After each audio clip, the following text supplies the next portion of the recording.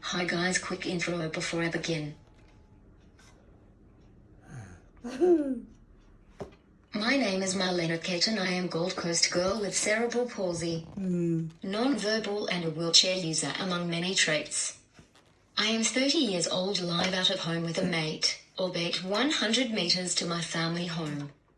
As a young woman with a disability today, I want to have a chat how I use the online world to expand my networks and connect with people both socially, run my business and also expand my journalism work. We haven't got time to go into details, but I own a jumping castle franchise as well as with accessible matting for events I hire. With my journalism work, upon completion of my uni degree, I embarked on a career in entertainment journalism with a focus on mainly music. We will discuss this and how having access to a digital world has opened up opportunities and connections for me. I also freelance write for numerous magazines and do the odd public speaking or workshop gig. I want to give you 5 tips that have worked for me to ensure, despite perceived limitations, due to my disability, I have used the online world to enhance my voice and presence. While I am not a marketing guru, living in the digital age has literally opened my career up both locally and overseas.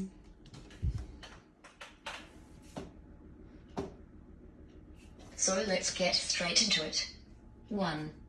Use different platforms for a variety of reasons. I am on most of the socials and use each differently. Facebook is used for me to express whatever is on my mind. It probably is my most used social media, and one I feel free to be myself the most. I have a personal account and 3 business pages. I keep my business pages specific to what I am promoting, for example my books or an event I have. I try not to get too political or controversial on these pages. My personal account, though, there is no filter, and sometimes I enter controversial or important discussions. It is vital for me to have this outlet as it ensures my personality, values and beliefs are expressed freely. Twitter/Zoom is set aside for my journalism work, where I set up and organize interviews and connect with various people in the entertainment world. Instagram is more visual for my businesses and supporting artists I review and interview. During this crazy year, it has been essential I have had a variety of online platforms to maintain a visual presence and maintain my connections. As the Aussie music scene is relatively small, I have needed the online world to support people, and funnily enough it has allowed me some opportunities to connect and interview people I have been chasing for some time now. The online world has assisted me in the past lining up interviews and communicating with such artists as Andrea Bocelli, Russell Brand, Pharrell Williams, Craig David and many more. It literally has opened my unique career up to many artists that otherwise would have been hard to connect with. I love my social media. Separate your socials and be intentional how you will use each of them.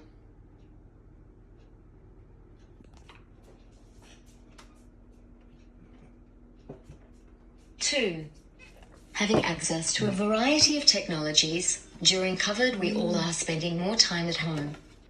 For some of us this was a very lonely time, and for some this is not over yet.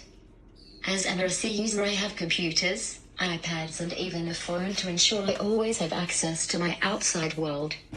My biggest asset in life is my family, friends and community. Essentially, without access to both technology and fast and reliable internet, my work is limited in my ability to independently reach out to people. It is essential for people with disabilities have access to fast, reliable and affordable internet.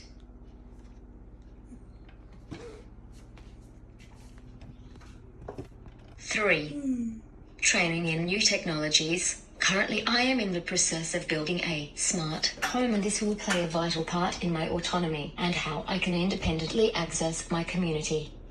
Now, had I said this even 5 years ago, this would have meant I could have turned on a light or perhaps opened a door. I am excited researching this, and we are looking at things like smart fridges that can connect via Bluetooth to my iPad. From here I can literally see what is in this fridge and order 100% independently my weekly shopping. I can even do this based on my favorite recipes. I can store or shop with ingredients I may need. I encourage small business and governments to invest in this technology. This alone will save me up to 3 hours support a week and allow me greater independence. Also, it will stop me stocking up on the chocolates and all the other bad stuff when I go into the shop. The world is evolving rapidly and I am always looking at technology to improve my life and independence.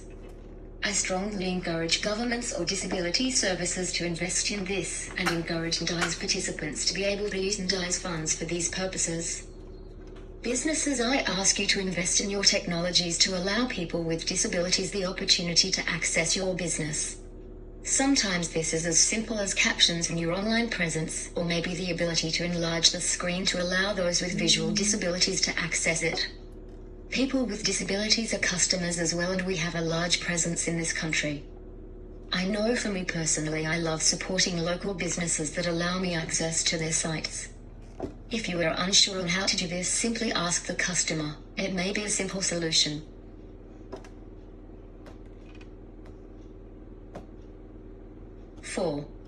Use what works best for you. The growing numbers of apps out there can open doors with people with disabilities.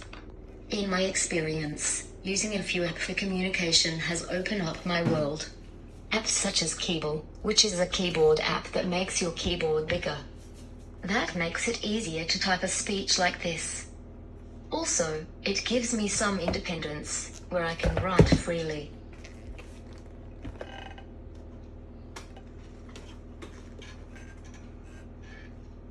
Take the time out to find out what works for you, what feels natural to you. I tried all the whiz-bang communication devices around, but using this iPad and even low-tech boards are efficient for me. Remember, you are your best expert in what works.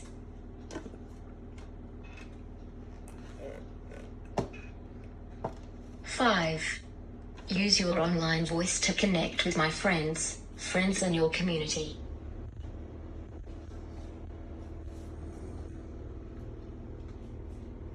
During COVID, I have been connecting with my friends and family on social media. I live on Facebook these days, which allows me to take the time to communicate freely. For a while now, I have been trying to chat up a guy. To have the freedom to have those private moments without a third party present means a lot to me. Being non-verbal, having an online voice has allowed me to break down the barriers sometimes having athetosis CP presents. Having an online voice enhances my communications and allows me to connect on the same level as everybody else. I need an online presence to assist with connecting in the real world. We live in a fast-paced society, and I need to run with what majority of people in my age bracket use to connect, and social media is it. It has made my career possible, allowed me to maintain my friendships that are not close by, and also expand my opportunities in all aspects of my life. It has given me access to people that are typically inaccessible to even people without disabilities. It has connected me with people that share common passions and even allowed me to advocate for equal access at concerts in Australia and even overseas. It has been a means to an end for me. I am blessed it has given this non-verbal person a voice, which is typically a verbal world. I could go into depth with this way more and have only touched on why it is vital for me to have an online presence. While I love my online presence and the opportunities it has given me, I want to finish with saying the best thing about having an online presence is it opens doors to real community connections and should be used as a tool to facilitate this. Do not ever forget this and always maintain that real-world connection. Use your online presence to enhance your real-world presence. Even though we live in the age of social distancing, let's not just have an online presence but a real one as well. Use your online presence to build connections socially and in the business world as well. It truly works if you have a plan. Whether you use the digital platform for work or for social use, it is vital we continue our human face-to-face connection. Zoom is fantastic, but real connections are better. COVID eventually will go away and life will slowly return to normal, so let's not get too comfortable with just being online, but use it for the good it can provide. I intentionally haven't touched too much on the negative experiences. Don't get too caught up on that. If it creates a negative experience, take a breath and look up cute cat pictures or something that makes you feel better. We all need to do this every now and then. So thanks for the chat. I welcome you to connect via my online platforms. While I will love to connect from it as a means to connect one day on a personal level. Thanks for listening. Happy to answer any questions you may have.